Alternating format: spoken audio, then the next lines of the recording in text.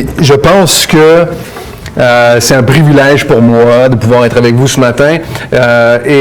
Évidemment, dans ma ville natale, il y a 37 ans de ça, je naissais à l'Hôtel Dieu de Saint-Jérôme.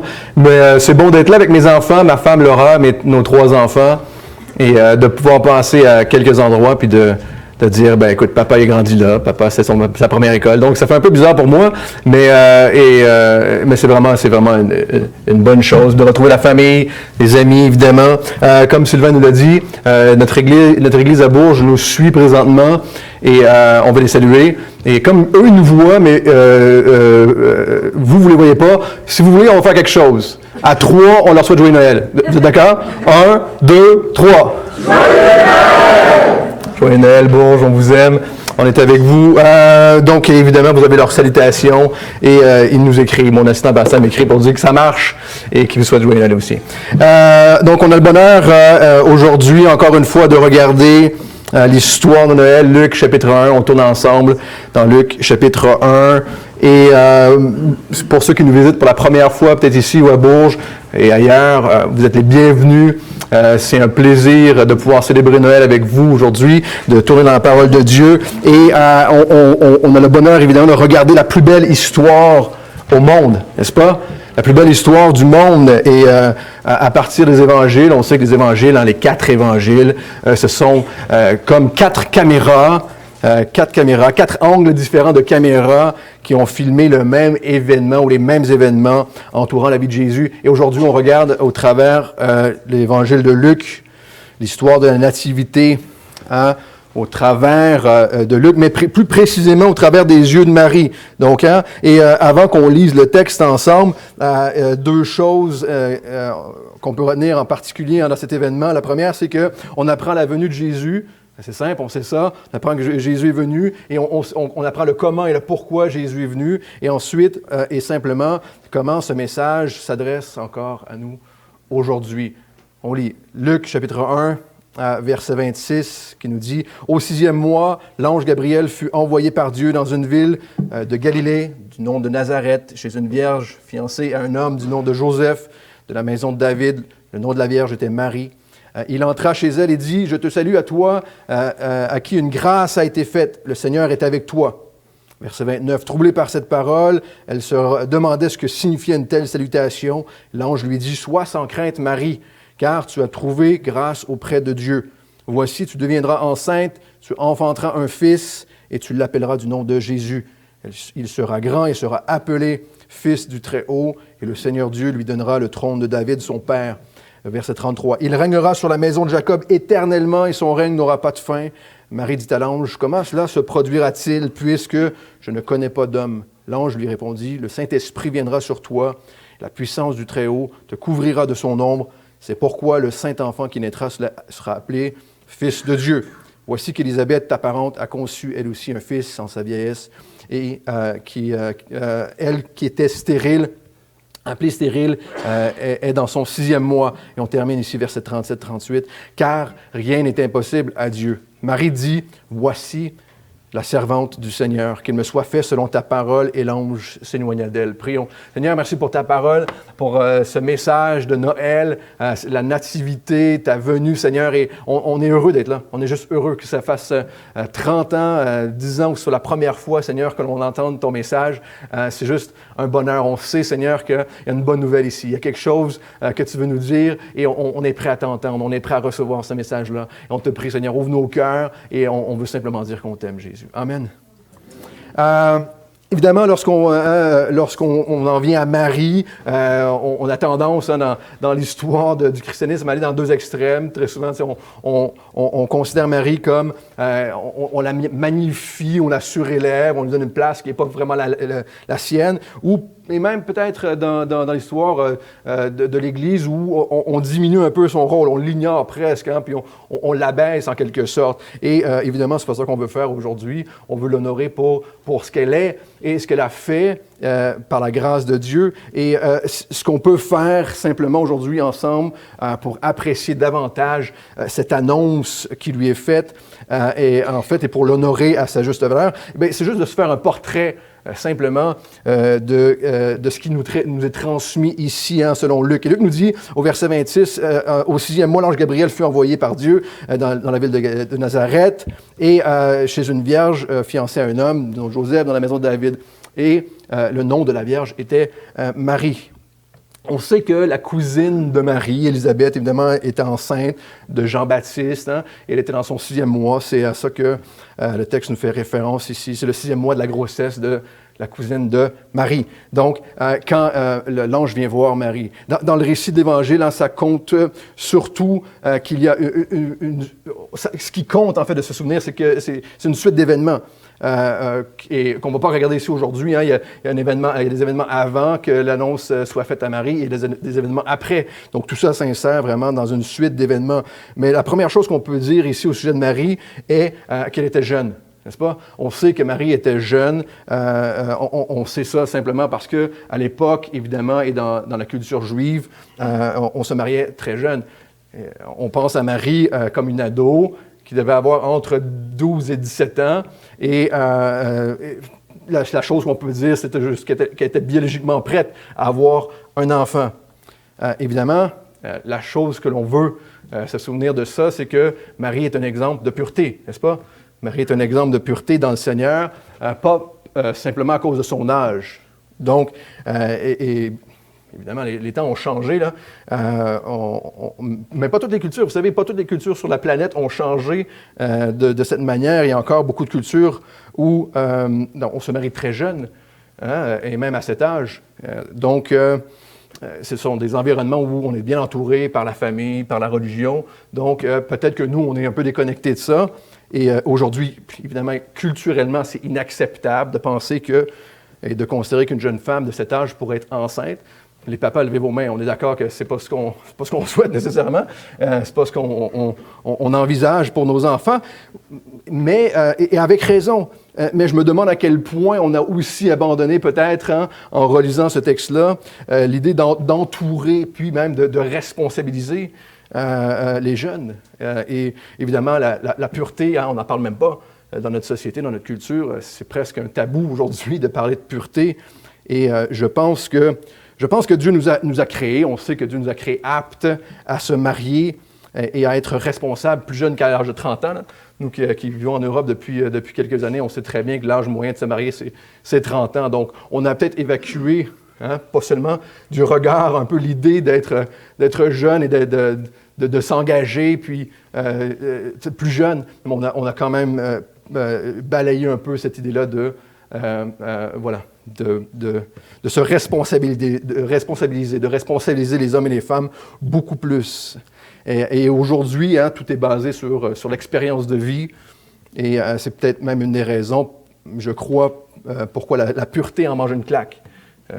Parce que hein, tout est expérience. On doit expérimenter le plus et le plus jeune possible. Et ce n'est pas le cas de Marie ici. Elle reste et elle est cet exemple de pureté. Et c'est difficile d'avoir un modèle de pureté et d'humilité. Hein, c'est ce qu'on voit dans l'exemple de Marie ici, sans avoir une relation personnelle avec le Seigneur, sans avoir un engagement auprès de Dieu. Et Marie est cet exemple-là pour nous. Alors que la parole de Dieu nous encourage à prendre soin de la nouvelle génération, non seulement de nos enfants, mais de la nouvelle génération, des plus jeunes, et de prendre garde, et que la nouvelle génération et les plus jeunes, qu'on puisse les encourager eux-mêmes à être un exemple de pureté. Hein. Dans 1 Timothée 4.2, on connaît ce passage-là, je vous le lis, « Que personne ne méprise ta jeunesse, mais soit un modèle pour les fidèles en parole, en conduite, en amour, en foi et en pureté. » Hein? Et c'est s'adresser aux jeunes, à la jeunesse, c'est-à-dire, écoute, sois toi-même un modèle de ce que Marie est pour nous aujourd'hui dans ce texte. Hein? C'est non seulement un appel à être jeune, mais aussi être passionné pour Dieu, être passionné pour Jésus, et à ne pas, évidemment, pour nous mépriser la jeunesse, à encourager, à accompagner et à motiver cette passion-là, hein? À ne pas restreindre et à oublier un peu de regarder autour de nous s'il y a potentiel, évidemment, dans la jeunesse. À l'exemple de Marie, hein, qui était passionnée. C'est la première chose qu'on peut faire comme aujourd'hui. Hein, on peut se dresser ce portrait-là de Marie, d'une jeune femme passionnée pour Dieu. Et quand on y pense, c'était presque le ministère de Jésus aussi. Quand on pense à ça, le ministère de Jésus, et on pense aux hommes avec des longues grosses barbes, des barbes longues, blanches, hein, puis sages, mais en fait, c'était presque une bande d'adolescents, de jeunes hommes et femmes qui suivaient notre Seigneur. Et Jésus avait cette compassion, puis ce désir d'encourager cette jeunesse qui était passionnée. Moi, je pense qu'aujourd'hui, on peut encore une fois regarder à Marie de cette façon-là, avec cet œil-là. Hein? Et j'avais promis à Pascal que je parlerais de notre jeunesse à nous-mêmes, là, mais pas trop. J'ai dit à Sylvain tout à l'heure, pire c'est, mieux c'est, plus ça révèle la grâce de Dieu. Tout ça pour dire, Pascal et moi, on s'est rencontrés à l'âge de 12 ans, on s'est connus à l'école secondaire. On n'était pas nécessairement des exemples de foi, mais pas très longtemps après, vers l'âge de 15 ans, moi j'ai donné ma vie au Seigneur. Puis, et on se souvient, je pense que Pascal et moi, cette semaine, on a pu juste avoir de bons souvenirs. On se souvient de la passion que le Seigneur nous donnait pour l'Évangile, le zèle qu'il nous a donné pour sa parole, son amour pour lui, et non seulement pour lui, mais pour les gens qui étaient autour de nous. Et je pense qu'aujourd'hui, on peut encore une fois s'encourager et se souvenir de ça et espérer le mieux autour de nous pour les jeunes. Marie était cette jeune passionnée, elle était fiancée, et on sait que dans le judaïsme, ils étaient techniquement mariés, hein, donc c'était une année de préparation, et légalement, il y avait juste légalement qu'on pouvait se séparer même à ce moment-là. Donc Marie et Joseph étaient techniquement mariés, sans avoir de contact physique, et même probablement très peu de contact tout court, hein. Donc, et culturellement, c'était une façon de préserver cette pureté-là, de rester fidèle, de démontrer la fidélité dans le couple. Et c'était évidemment un temps de préparation. Hein? Donc, les fiançailles, on sait très bien, je ne sais pas s'il y en a qui sont fiancés ou ils se souviennent de leur préparation de mariage, c'est du travail. Là. Donc, Marie était un peu dans cette excitation-là, dans cette idée-là. Et ensuite venait la célébration du mariage. Donc, au verset 28, commence l'annonce. Gabriel, donc l'ange, entre chez elle et dit « Je te salue, toi, à qui une grâce a été faite. Le Seigneur est avec toi. » Au verset 29, troublée par cette parole, elle se demandait ce que signifiait une telle salutation. Et l'ange lui dit « Sois sans crainte, Marie, car tu as trouvé grâce auprès de Dieu. » Donc, le « je te salue », l'ange dit « je te salue », mais on peut très bien traduire ici, et peut-être même plus justement par « réjouis-toi ». Réjouis-toi, Marie. Hein? Et plus clairement que ça encore, tu peux te réjouir, Marie. Il y a une raison de te réjouir. Je suis ici, puis il y a une raison pour laquelle tu peux te réjouir. Et puis, évidemment, c'est un indice hein, que Gabriel apporte une bonne nouvelle avec lui. Et donc, dans ce « tu peux te réjouir », et j'aime bien ça. À Bourges, on est au centre-ville, on a des vitrines et on écrit des messages, on écrit des passages bibliques, on écrit en gros dans le milieu de nos vitrines au centre-ville « Suivre Jésus », n'est-ce pas? Et j'avais envie d'écrire ça avant Noël, on réfléchissait, puis les femmes ont fait des décorations formidables et je réfléchissais si on pouvait rajouter quelque chose et j'avais envie d'écrire ça « Tu peux te réjouir ». Tu peux te réjouir. C'est un message, il y a un message de réjouissance pour nous dans le temps des fêtes. Il doit y avoir un message de réjouissance dans le temps des fêtes. Noël, pour nous, c'est peut-être devenu, en tout cas dans notre culture ambiante, c'est peut-être plus aussi réjouissant que ça l'était. Hein, je ne sais pas pour vous, mais on grandit. Moi, je passe à Saint-Jérôme, ma ville natale, puis on se demande avec ma femme, est-ce qu'il y a plus ou moins de lumière qu'avant? Est-ce que les gens sourient plus? J'ai fait l'erreur d'aller au Carrefour du Nord vendredi matin, puis ça a commencé à rentrer. Puis j'ai pas vu beaucoup de réjouissance, beaucoup de stress hein, pour aller faire les courses. J'ai vu beaucoup de stress, tout le monde qui s'arrachait des cadeaux, puis il y a de la sueur, mais j'ai vu très peu de réjouissance à aller faire quelques emplettes pour Noël. Et moi, je vous avoue que je ne vois pas un monde avec une vraie raison de se réjouir autour de moi. Je ne vois plus un monde peut-être. Peut-être mes yeux d'enfant voyaient un monde qui se réjouissait autour de moi, mais j'ai l'impression que cette réjouissance-là se perd en tous les cas. Peut-être que je suis plus réaliste que je l'étais quand j'étais plus jeune. Mais on est fatigué, hein? On est stressé, on est démoralisé. Il y a comme une lassitude qui s'installe. Et on n'a surtout pas le droit de le dire. Hein? On n'a pas le droit de dire ça dans le temps de Noël autour de nous. Hein? Vous n'avez pas l'air à vous réjouir. On est obligé de dire hey, t'as de l'air mieux qu'avant, c'est bon, les vacances. Mais on n'a plus le droit de dire ça. Il y a certainement une évidence de cela autour de nous. Pendant un temps, parfois, hein, on peut se réjouir. On peut se réjouir si on a un nouvel enfant. Hein? C'est une bonne raison de se réjouir, mais un nouveau travail. Mais la vérité, c'est que ça passe. C'est que ça passe, surtout lorsque la vraie réalité rentre en ligne de compte, la maladie, la tristesse s'installe, n'est-ce pas? Donc, c'est la réalité, quoi. Le vrai est là. Donc, je pense que cette réjouissance-là autour de nous, on peut être honnête aujourd'hui et se dire, avons-nous une vraie raison de se réjouir lorsqu'on regarde autour de nous? Et Marie est une femme de Dieu, qui s'attend à Dieu, évidemment, et qui a maintenant un retour inattendu, complètement inattendu. Je ne pense pas que Marie s'attendait à avoir une telle annonce, et c'est le moins qu'on peut se dire. Hein. Elle n'avait certainement pas imaginé ce qui allait se présenter à elle, et on ne sait pas vraiment pourquoi Marie a été choisie. Je pense qu'on ne peut pas dire pourquoi Marie a été choisie de la part de Dieu pour porter Jésus, et dans cette annonce. Et c'est peut-être un autre portrait, une autre chose qu'on peut rajouter au portrait qu'on peut se faire de Marie aujourd'hui.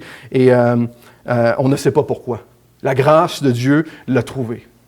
La grâce de Dieu l'a trouvée. Et ça ne change rien à notre compréhension du texte. Hein? Il n'y a rien de plus clair ici dans le texte aujourd'hui que Marie reçoit la grâce de Dieu. Non seulement c'est clair, mais c'est répété 2 fois. C'est répété 2 fois, la grâce de Dieu. C'est donc une erreur volontaire hein, si on lit autre chose que ça ici. Par contre, Marie et le texte nous dit, elle était troublée. Elle était troublée par cette parole. Et elle se demandait ce que signifiait une telle salutation. On dirait presque que Luc décrit la réaction de la plupart des gens à qui on partage l'Évangile. Non? Vous n'avez jamais vu cette réaction-là? Quelqu'un de troublé quand tu veux leur annoncer une bonne nouvelle? Et ça me donne un peu cette impression-là, elle est troublée. Et parfois même, les gens sont agités. Et en tout cas, ça ressemble à la réaction que moi, j'ai pu avoir parfois lorsque j'ai pu parler de Jésus autour de moi. Hein, tu vas voir quelqu'un et tu lui dis bonjour, très gentiment. J'aimerais ça vous parler de l'amour de Jésus, de sa grâce, du cadeau qu'il veut t'offrir, de la vie éternelle. Et la plupart du temps, la réponse que j'ai, c'est « T'es fou, toi? Ça ne m'intéresse pas du tout. » Donc, Marie a vu l'ange, elle est troublée, donc ce n'est pas anormal nécessairement de réfléchir à elle comme étant troublée dans cet état-là. Et puis, évidemment, ce qui est normal, c'est que s'il y a quelqu'un dans ta cuisine, dans l'après-midi, tu peux être surpris que quelqu'un qui soit là, et tu peux te demander, évidemment, peu importe la nouvelle qu'il veut te donner, là, si tu arrives chez vous puis il y a quelqu'un, tu vas être troublé, n'est-ce pas? Donc, cette réponse-là, cette attitude-là de Marie, je pense qu'elle est assez normale. Et elle a peut-être mis 1 minute ou 2 avant de s'en remettre un tout petit peu. Mais la chose merveilleuse à retenir ici est que ce n'est pas une requête que Marie a faite à Dieu, mais c'est une grâce. L'ange le répète, c'est une grâce qui t'a été donnée. Marie ne savait pas qu'elle allait trouver grâce de cette manière-là. Et je crois que, encore une fois, ce qui est important à réaliser ici, c'est que la grâce de Dieu vient jusqu'à nous. La grâce de Dieu vient jusqu'à moi. Elle est venue jusqu'à nous. Et c'est mon plaisir, très souvent, je sais que c'est pas la première fois que je vais avoir dit ça, Bourges vont peut-être me dire, arrête de répéter la même chose. Tout ça pour dire, c'est mon plaisir de voir l'œuvre de Dieu comme ceci. Mais moi, je m'imagine Dieu, où un jour, il nous a placés dans un jardin, il a décidé de nous placer il y a longtemps dans un jardin, et hommes et femmes, et puis il a dit, ne va pas là, marche pas. Dans un jardin, il faudrait que tu te déplaces pour aller manger un fruit que tu n'as pas le droit de manger. Et si tu fais ça, si tu n'y vas pas, tu vivras. Vous vous souvenez de cette histoire-là? N'est-ce pas, Adam et Ève dans le jardin d'Éden, là, ben, imaginez-vous que Dieu leur a dit, faut que tu te déplaces, faut que tu ailles loin, faut que tu t'essouffles, faut que tu t'épuises, mais n'y va pas. Puis si tu ne fais pas ça, tu vivras, n'est-ce pas? Apparemment, c'était trop dur pour nous. Et on a marché dans le jardin, on est allé, et on a désobéi. Donc, Dieu a changé un peu les règles du jeu ici. Il a dit, maintenant, vous n'avez pas besoin d'aller nulle part. Hein? Prends seulement, crois seulement, et tu vivras. Et pour une raison ou une autre, encore une fois, c'est encore trop compliqué pour nous. La grâce de Dieu vient jusqu'à nous, pas besoin d'aller nulle part, et pour une raison ou une autre, parfois, hein, on en est troublé, et on en est agité, et on reste dans cet état-là. La grâce de Dieu vient jusqu'à nous, simplement. Très simplement. Il ne nous reste plus qu'à être reconnaissants de cette grâce et d'y croire. Vous êtes avec moi ce matin? Il ne nous reste plus qu'à être reconnaissants de cette grâce-là. C'est même quelque chose hein, qui ressort chez Marie ici. Elle est sans prétention, en fait. Sans prétention, elle est humble. C'est une autre chose qu'on peut ajouter au portrait qu'on se fait de Marie. Elle est humble. Hein? Elle ne croyait pas qu'elle méritait cette visite-là, probablement. Cette annonce-là. Et elle voit dans sa réaction, on peut voir, nous, dans sa réaction, qu'elle comprend la grâce de Dieu. Elle comprend que c'est quelque chose qu'elle ne mérite pas. Quelque chose qu'elle ne mérite pas. C'est presque incroyable à ses yeux. Quelque chose qu'elle ne s'attendait pas, mais probablement qu'elle ne pouvait même pas imaginer elle-même. Et peut-être que c'est pour nous aussi l'occasion, aujourd'hui encore, de se rappeler que nous ne méritons pas la grâce de Dieu dans notre vie. Et que nous pouvons être simplement reconnaissants. N'est-ce pas? Se réjouir de la grâce qui nous a été faite, qui s'est présentée à nous, qui est venue jusqu'à nous. Nous pouvons nous réjouir de ce que nous avons déjà dans le Seigneur, de ce que le Seigneur a déjà accompli pour nous. Pas de se plaindre, hein, puis on sait, Noël, ça peut souvent être une saison de plainte, hein, où hein, on pense qu'il nous manque toujours quelque chose, ou qu'on pourrait toujours avoir mieux, ou que ce n'est pas ce que j'aurais voulu avoir. Mais le temps de Noël devrait être encore aujourd'hui pour nous un temps propice à ça, à se réjouir de ce que nous avons déjà en Dieu, alors qu'il ne nous manque absolument rien dans la grâce qui s'est présentée à nous. Absolument rien. Dieu a envoyé son Fils naître comme un bébé. Il s'est rendu même jusqu'à la croix pour nous, pour toi, pour moi. Il ne nous manque absolument rien en Christ. Cette grâce-là est complète. Et je prie aujourd'hui qu'on puisse ne jamais perdre cette réjouissance-là en Jésus. Cette réjouissance-là. L'ange répète à Marie, hein, « Sois sans crainte, Marie, car tu as trouvé grâce auprès de Dieu. » L'idée est qu'elle l'a trouvée, la grâce. Mais où elle l'a trouvée? Auprès de Dieu. Le seul endroit où on peut trouver la grâce de Dieu, c'est ni en moi, ni en vous-même, ni autour de vous, ni en personne d'autre, mais c'est en Dieu. C'est en Dieu. En 2 Timothée, chapitre 2, verset 2, je vous lis, on va lire d'autres passages ensemble, mais je vous lis celui-ci. « Donc, toi, mon enfant, fortifie-toi dans la grâce qui est en Jésus-Christ. » La grâce qu'on a besoin se trouve en Jésus-Christ. Elle vient de Dieu, simplement. Et je vous dis ceci parce qu'il n'y a pas de différentes sortes de grâces, n'est-ce pas? Il n'y a pas de différentes sortes de grâces. Il n'y a pas une grâce qui nous sauve, une grâce qui nous fortifie, une grâce qui me fait croître en Dieu. Il n'y a qu'une seule grâce dans laquelle on peut trouver tout ce dont nous avons besoin. Hein, on a la grâce à salut dans Éphésiens 2, car c'est par la grâce en effet que vous êtes sauvés, par le moyen de la foi, et cela ne vient pas de vous, c'est le don de Dieu. La grâce qui nous fortifie, comme on a lu juste ici dans Timothée, qui nous rend fidèles. Cette grâce-là dépend aussi de Dieu. Il n'y a qu'en Dieu qu'on peut la trouver. Dans 2 Pierre, chapitre 3, nous dit aussi « Croissez dans la grâce et la connaissance de notre Seigneur Jésus-Christ. » Cette grâce-là qu'on a besoin pour grandir en Christ, dans notre foi, elle se trouve aussi en Dieu, seulement en Dieu. Évidemment, dans 2 Corinthiens 12, verset 9 nous dit « Ma grâce te suffit, hein, car ma puissance s'accomplit dans la faiblesse. » Et dans la faiblesse, pas seulement la faiblesse spirituelle, mais aussi dans la faiblesse physique, dans les deux. Et encore une fois, il n'y a pas différents types de grâce. Tout ça se trouve en Dieu. C'est la même grâce qui supplée à chacun de nos besoins, à chacun de vos besoins aujourd'hui. Elle est de Dieu, elle vient de Dieu, mais mieux que ça, elle vient jusqu'à nous. Marie reçoit cette grâce-là qui ne peut venir que de Dieu. Que de Dieu. Est-ce que je peux vous suggérer aujourd'hui qu'on peut considérer Marie comme une femme de prière, n'est-ce pas? On peut considérer Marie comme une jeune femme passionnée pour Dieu, mais une femme de prière, une femme de Dieu, une femme spirituelle, qui était en relation avec son Dieu et qui trouvait la grâce dont elle avait besoin en Dieu. Ce qui est arrivé à Marie, évidemment, est unique. Personne ne peut prétendre le contraire. Ce qu'elle a fait est particulier, mais la grâce qu'elle a reçue est la même pour notre vie chrétienne aujourd'hui, pour chacun d'entre nous.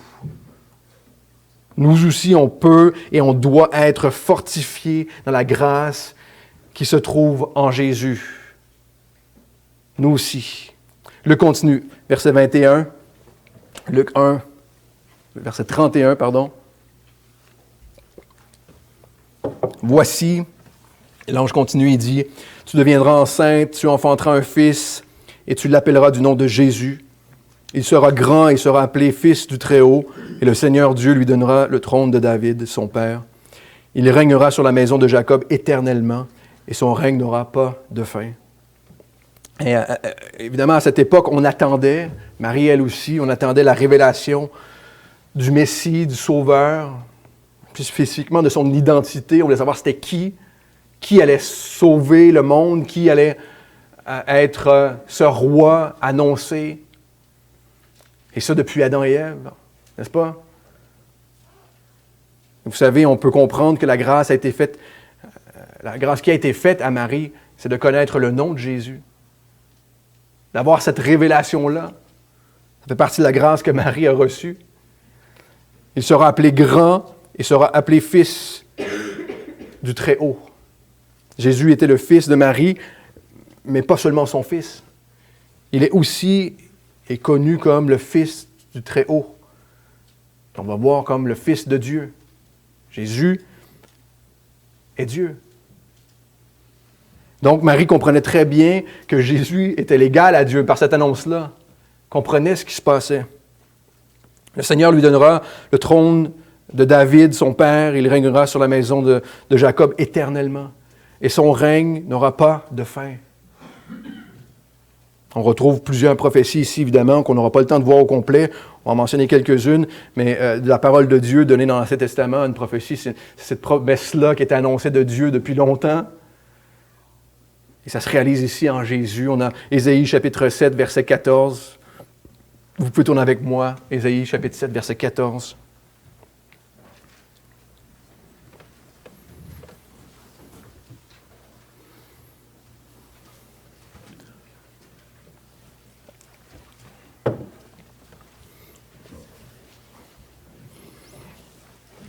En Ésaïe chapitre 7, verset 14, on peut lire « C'est pourquoi le Seigneur lui-même vous donnera un signe. Voici la Vierge deviendra enceinte, elle enfantera un fils, et elle lui donnera le nom d'Emmanuel. » Quelle belle parole, n'est-ce pas? On retrouve aussi dans cette annonce de Gabriel à Marie, on retrouve cette prophétie dans Ésaïe 9, au sujet du trône de David, et aussi Gabriel proclame ici l'accomplissement d'une prophétie faite à David par Nathan dans 2 Samuel, qui annonçait que le Messie sera d'un sang royal et héritera le trône de David, mais éternellement. Éternellement. Que le royaume de Dieu sera le seul royaume sans fin. On peut lire dans Philippiens chapitre 2, verset 9, je vous le lis. « C'est pourquoi Dieu l'a aussi souverainement élevé. Il lui a aussi donné le nom qui est au-dessus de tout nom, afin qu'au nom de Jésus, tout nom fléchisse dans les cieux, sur la terre et sous la terre, et que toute langue confesse que Jésus-Christ est Seigneur à la gloire de Dieu le Père. » Est-ce qu'aujourd'hui, toute langue confesse que Jésus est Seigneur? Non, hein? Non, et tant mieux pour ceux et celles qui ne l'ont pas encore fait. Tant mieux pour ceux et celles qui ne l'ont pas encore fait. Ça veut dire qu'aujourd'hui, c'est encore une fois une opportunité de plus de recevoir cette grâce de Jésus. Un jour, Jésus reviendra, il va établir son royaume éternel. Toutes promesses de l'Écriture seront accomplies. Toute langue confessera qu'il est Dieu. Mais à ce moment-là, il n'y aura plus de grâce. Son royaume sera éternel.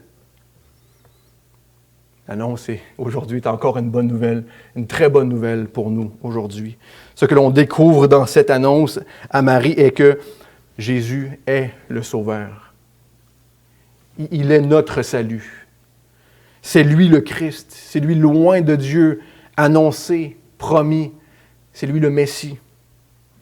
Évidemment, comme on vient de le lire dans Ésaïe, c'est lui l'Emmanuel, Dieu avec nous. Sinon, le reste du texte, le reste de l'annonce ne fait aucun sens.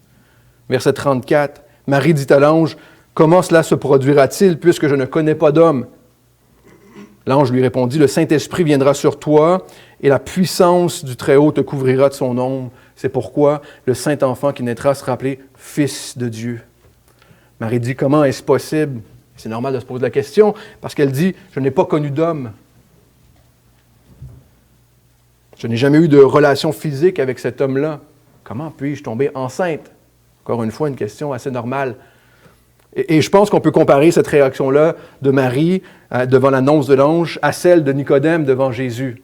Vous vous souviendrez, lorsque Jésus lui parle de la vie éternelle, Jésus lui dit que pour recevoir la vie éternelle, on doit renaître. Dans Jean chapitre 3. Tournez avec moi dans Jean chapitre 3. On va lire le texte, quelques versets. Donc, on a le même type d'interrogation de la part de Nicodème devant Jésus. Il dit, comment est-ce possible à un homme de renaître? Est-ce qu'il doit re-rentrer dans le ventre de sa mère et de ressortir? Jean chapitre 3, verset 3, et Jésus dit, « Si un homme ne naît de nouveau, il ne peut voir le royaume de Dieu. » Nicodème lui dit, « Comment un homme peut-il naître quand il est vieux? Peut-il une seconde fois entrer dans le sein de sa mère et naître? » Questionnement ici. Jésus lui répond, « En vérité, je te le dis, si un homme ne naît d'eau et d'esprit, il ne peut entrer dans le royaume de Dieu. Ce qui est né de la chair est chair, ce qui est né de l'esprit est esprit. Ne t'étonne pas que je t'ai dit, il faut que vous naissiez de nouveau. Le vent souffle où il veut, on entend le bruit, mais tu ne sais pas d'où il vient ni où il va. Il en est ainsi de quiconque est né de l'esprit. » Nicodème a repris la parole, et encore une fois, il dit, « Comment cela peut-il se faire? Je ne comprends pas. » Et on comprend que Nicodème ne comprend pas, puis on peut comprendre pourquoi, n'est-ce pas? Vous êtes avec moi ce matin, là? C'est possible de ne pas comprendre. Là. De la même manière qu'on peut comprendre l'étonnement, encore une fois, de Marie. Et l'ange lui répondit, il lui explique simplement, « Le Saint-Esprit viendra sur toi et la puissance du Très-Haut te couvrira de son ombre. » La puissance du Très-Haut dans la personne du Saint-Esprit va te couvrir. La prophétie d'Ésaïe qu'on a lue tout à l'heure a parlé d'un signe dans Ésaïe chapitre 7, que le Seigneur lui-même donnera un signe. Une vierge sera enceinte et elle enfantera un fils. On peut dire que c'est tout un signe, n'est-ce pas? Une vierge qui devient enceinte. C'est évidemment quelque chose de particulier. Et on peut dire que c'est un signe, et ça doit être un signe. Parce que si ce n'est pas un signe, c'est quelque chose de naturel, c'est quelque chose de normal. Luc appelle Marie une vierge, Matthieu l'appelle dans l'Évangile une vierge, Marie s'identifie elle-même comme une vierge. En Matthieu, Joseph aussi, lorsque l'ange vient le voir, va référer à Marie comme étant une vierge. Donc on peut croire que Marie était vierge. Donc, le Seigneur lui-même donne un signe. Question qu'on peut se poser, mais un signe de quoi? Un signe de quoi? Un signe de délivrance. Un signe de délivrance. Dans le contexte de la prophétie en Ésaïe, ça l'était et ça l'est aussi ici dans le contexte de l'annonce de Marie, c'est une délivrance. Et elle lui donnera le nom d'Emmanuel, avec nous, Dieu, qui est aussi une acclamation de délivrance. Écoutez, je sais que ces jours-ci, on a la piqûre scientifique, hein? Et chez les chrétiens aussi, ce qui est une très bonne chose. On aime comprendre les choses. Mais peut-être qu'on n'ose plus trop croire à la parole de la façon qu'elle se présente à nous. De la façon qu'elle nous présente l'œuvre de Dieu, la création en 7 jours, la naissance virginale, le retour de Jésus, qu'on ressuscitera avec Jésus un jour. Notre première réaction parfois, et a sûrement été pour chacun d'entre nous, mais comment tout cela est-ce possible? Comment est-ce possible? Si on ne peut pas croire que Dieu a créé le monde, qu'il vient sauver le monde, qu'il ressuscite, on n'a pas d'espoir, n'est-ce pas? Il reste peu d'espoir. Bien évidemment, c'est ce qu'on appelle la foi, mettre sa croyance dans les choses véritables, dans l'œuvre de Dieu. Vous savez, la science aujourd'hui se targue de pouvoir embryonner et ensemencer, pardonnez mon langage très peu scientifique, là, mais on se targue de pouvoir donner la vie sans l'acte physique, n'est-ce pas? J'ai rencontré un scientifique près de chez nous, à Bourges, il y a quelques mois de cela, et qui me disait qu'il croyait que c'était l'avenir de l'humanité. C'est l'avenir de l'humanité qui m'a dit qu'on pouvait sauver l'humanité de cette manière. Et je lui ai demandé pourquoi. Il m'a répondu parce qu'on peut enlever les maladies. On peut vivre plus longtemps. Et je lui ai répondu simplement, vous savez, ce qui serait vraiment impressionnant, c'est que la science puisse enlever le péché du cœur de l'homme. Si la science pouvait faire ça, on aurait une vraie avancée, n'est-ce pas? J'espère que vous êtes toujours avec moi aujourd'hui. C'est ce que Jésus a fait. Il enlève le péché et ensemence la vie. Non seulement c'est un miracle, mais c'est l'intervention de Dieu lui-même. Comment est-ce l'intervention de Dieu? Jésus lui-même étant sans péché, et la raison commence ici, il est né d'une vierge par l'œuvre du Saint-Esprit, et ensuite il a vécu une vie sans péché. Jésus est le seul homme innocent de l'histoire de l'humanité, alors que nous sommes tous pécheurs.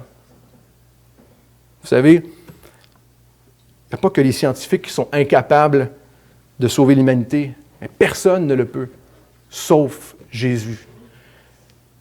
Jésus est le seul sauveur du monde. C'est lui qui nous amène la délivrance.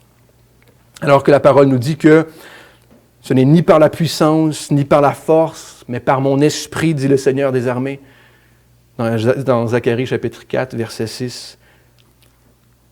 C'est par mon esprit que la délivrance et l'œuvre de Dieu s'accompliront. La pureté de Marie n'était pas suffisante pour accomplir l'œuvre de Dieu. L'œuvre de Dieu nécessite la puissance de Dieu et non la force de l'homme. Jésus devait naître de la semence de Dieu, il est Dieu, pour accomplir l'œuvre de Dieu par l'œuvre de son esprit. La puissance de l'esprit est descendue sur Marie. Le texte continue, nous dit, le Saint-Enfant qui naîtra sera appelé Fils de Dieu. Une question qu'on peut se poser serait, pourquoi ne pas avoir fait naître Jésus de la poussière comme Adam? Vous avez déjà posé cette question-là? Comme à la création. S'il n'y a pas besoin de l'homme, pourquoi ne pas avoir fait naître Jésus comme il l'a fait avec Adam? Premièrement, parce que Jésus est éternel. Première raison, c'est que Jésus est éternel. Il existait avant de naître dans le ventre de Marie. Jésus n'est pas devenu le Fils de Dieu, mais a été appelé Fils de Dieu. Ensuite, Jésus devait naître d'une femme pour être pleinement incarné. N'est-ce pas? Du Saint-Esprit pour ne pas être entaché du péché, évidemment. Aussi pour comprendre l'essence de l'œuvre de la délivrance. Jésus est venu spécifiquement pour nous délivrer du mal. Est-ce que vous croyez ça ce matin? Il est venu définitivement, il est venu pour moi, pour me délivrer. Parce que le péché est puissant et que ses racines sont profondes. Donc, seul lui pouvait venir et accomplir cette œuvre-là. Seulement Dieu pouvait lui-même nous délivrer afin que l'on puisse être réellement libre. Prendre notre place, il devait s'abaisser complètement pour nous libérer. Pour montrer aussi que ce n'est pas lui qui a fait l'erreur, mais que nous l'avons fait. Si nous n'avions pas péché, nous ne serions pas jugés, n'est-ce pas? Et encore plus important, peut-être, pour que l'on puisse se réjouir aujourd'hui, afin que l'on ait une pleine victoire, une vraie victoire. Jésus devait montrer que la mort n'aurait aucun pouvoir sur lui, même étant dans notre position. Et on termine au verset 36-37, bientôt, et on peut lire, et c'est cette raison pour laquelle on peut lire, voici qu'Élisabeth, ta parente, a conçu, elle a aussi un fils en sa vieillesse, et celle qui était appelée stérile est dans son 6e mois. Verset 37, car rien n'est impossible à Dieu. Rien n'est impossible à Dieu. Si vous croyez à cette parole, rien n'est impossible à Dieu, rien de tout ceci vous semble surprenant. Si vous ne croyez pas à cette parole, que rien n'est impossible à Dieu, rien de tout ceci vous apparaît possible. Mais si votre foi réside ici, rien n'est impossible au Dieu vivant. Rien. L'idée d'être vous-même changé, de voir des hommes et des femmes changés par Jésus, ne sera jamais impossible. Jamais. Et on peut complètement être d'accord avec cette parole de Paul en 1 Timothée chapitre 3 à 16, je vous le lis. Il faut avouer que le mystère de la piété est grand, n'est-ce pas? Celui qui a été manifesté en chair, justifié en esprit, est apparu aux anges, a été prêché parmi les nations, a été cru dans le monde et a été élevé dans la gloire. La connaissance que la foi en Jésus nous donne est grande, mais aussi mystérieuse. On pourrait littéralement traduire dans le texte de Luc aussi, rien n'est impossible à Dieu par aucune parole de Dieu ne sera laissée sans puissance, ne sera sans puissance. Tournez avec moi dans 1 Pierre chapitre 1, et on termine bientôt. 1 Pierre chapitre 1, verset 23.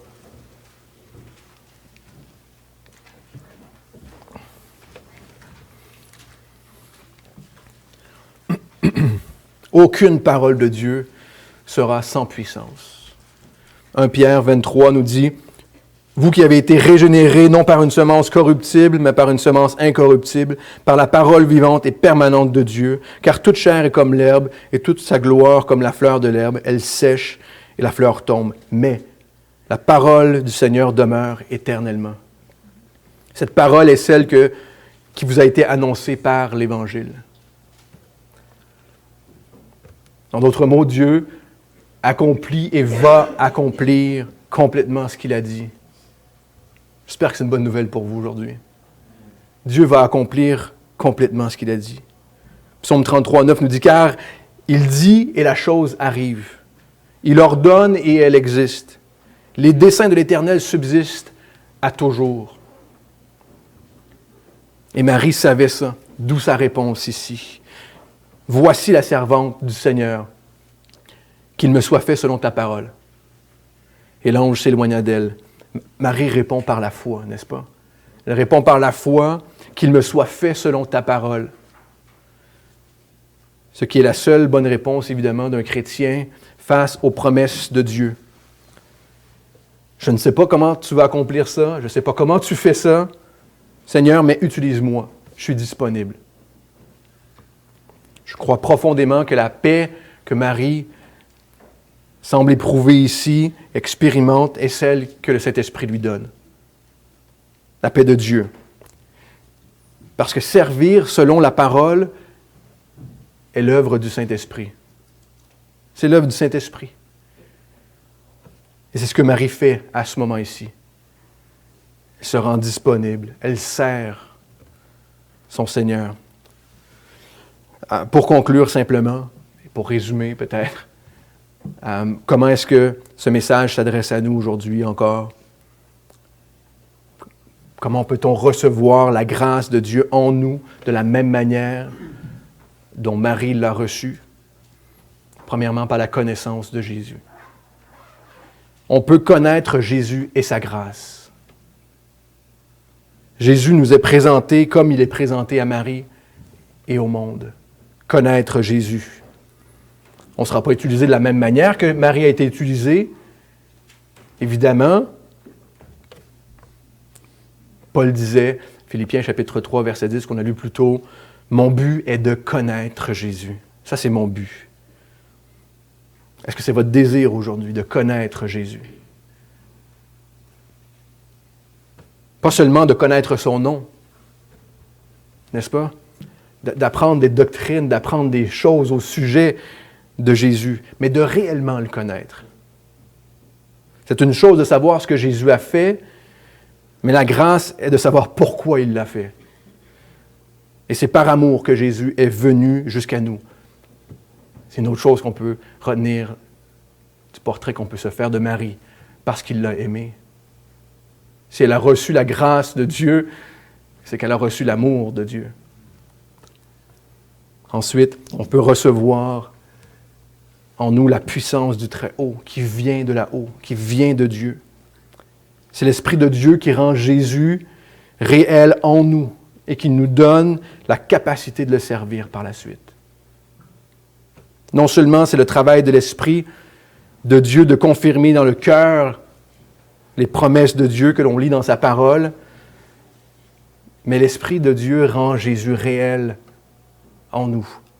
Dans Romains 5, verset 5, je vous le lis, qui nous dit « Or, l'espérance ne trompe point, parce que l'amour de Dieu est répandu dans nos cœurs par le Saint-Esprit qui vous a été donné. » C'est son travail de faire ça.